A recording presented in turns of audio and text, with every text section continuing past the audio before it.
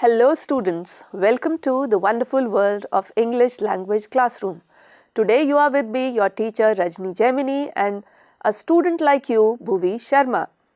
Hello friends. So ma'am, what are we going to learn today? Today we are going to learn what many students of class 11th and 12th consider to be a very tough topic. Today we will learn how to write an article. You're right ma'am. I lose maximum marks in article writing. I just don't know what to do to get full marks here. So, are you happy that we are going to learn this today? Yes. I don't know what you are going to teach me. Is it some kind of magic that some people write so well while others always seem to struggle? Yes, Bhuvi, I know many people think it is some kind of magic. But today, I am going to teach you the secret behind this magic. Are you ready? Oh yes.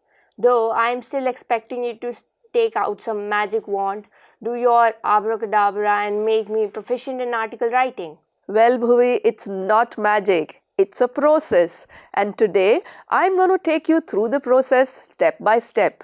But before I tell you all about it, let us look at the CBSE marks division for article writing this year. The marks are only 5. And those 5 marks are divided in 3 parts.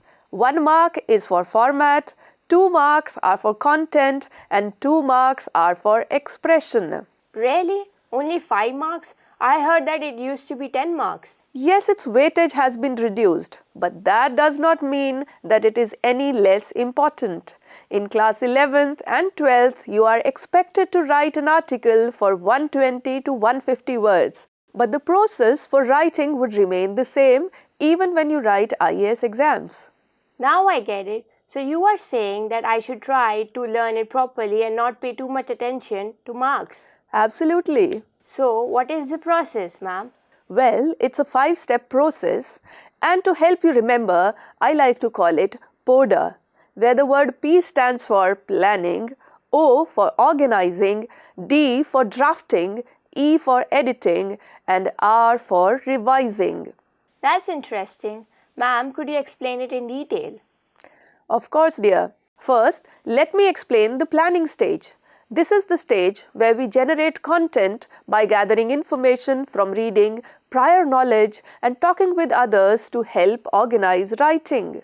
Ma'am, but it's not so easy. I know that, so I'm going to share some more tips and tricks. In fact, do you know that the word plan itself is an acronym? Okay, and what does it stand for? Any guesses, Bhuvi? No, ma'am. I have no idea what it may stand for. Nothing to worry about. The word plan stands for P-L-A-N, and the word P is pay attention. And what is it that you are going to pay attention to? Pay attention to what the question is asking you to do. The word L stands for listing your main ideas, the word A for adding supporting details, and the word N for numbering them in proper order.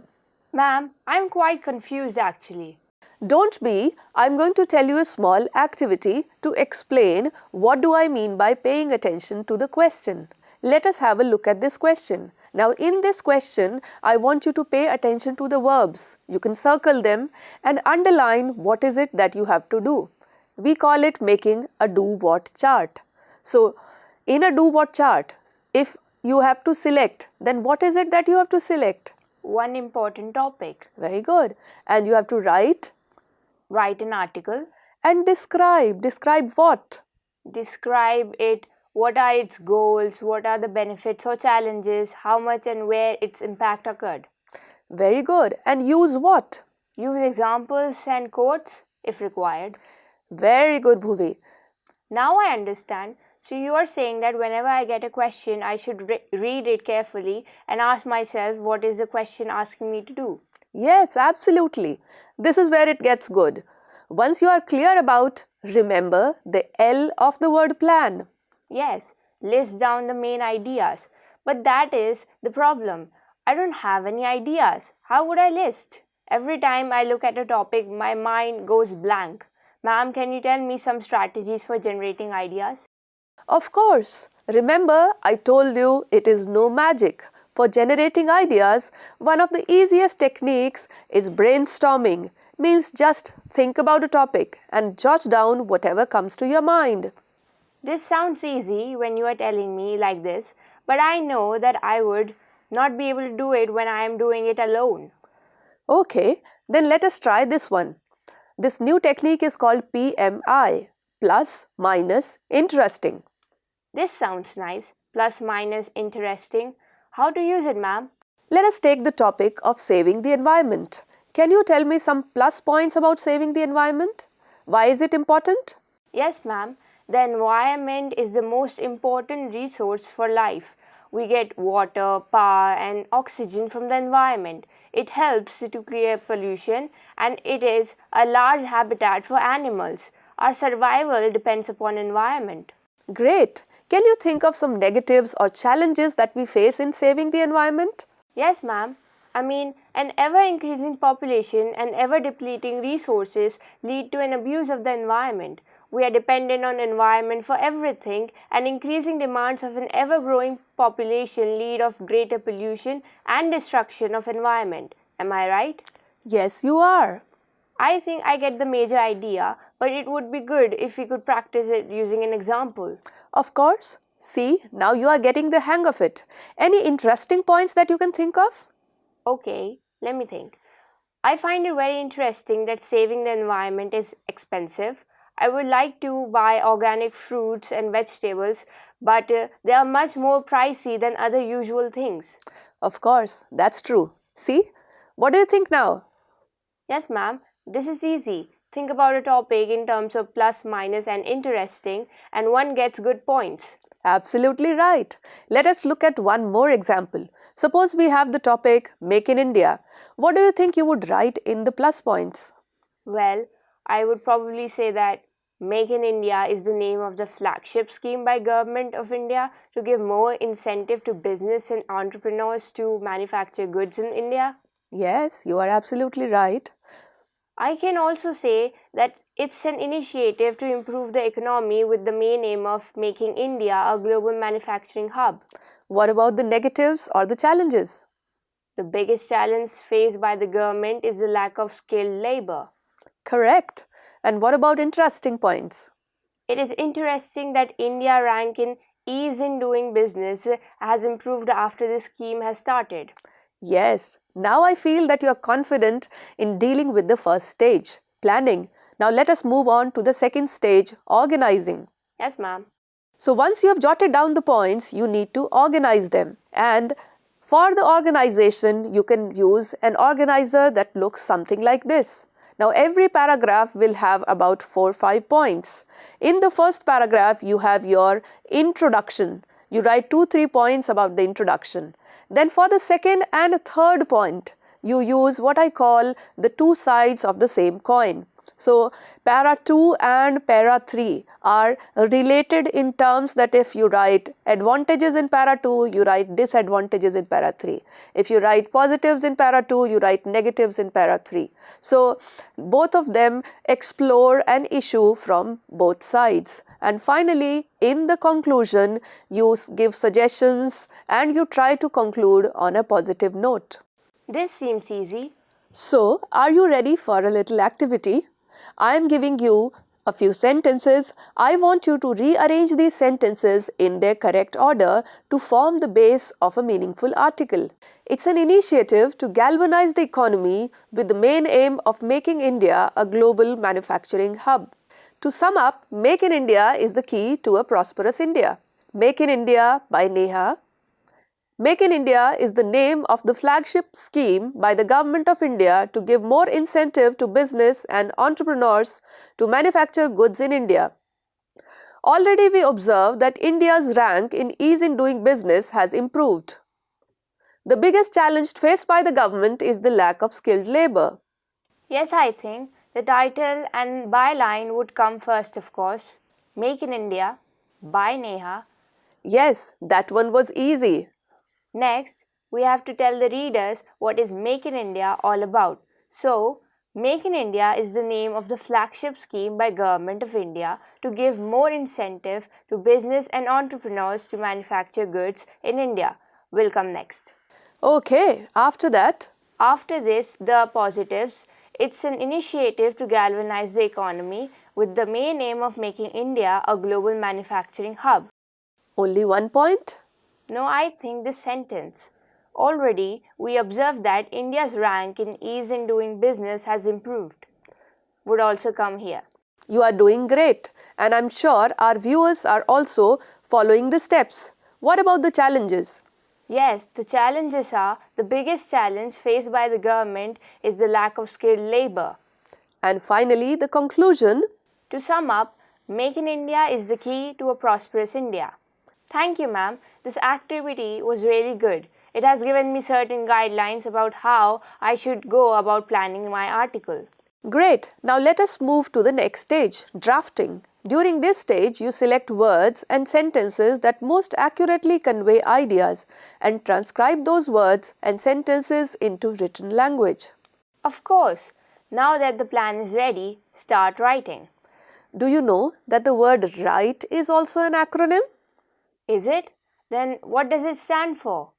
Well, the W stands for work from the ideas you developed during planning the component to developing your thesis statement or claim. The R stands for remember to use the correct tense and voice.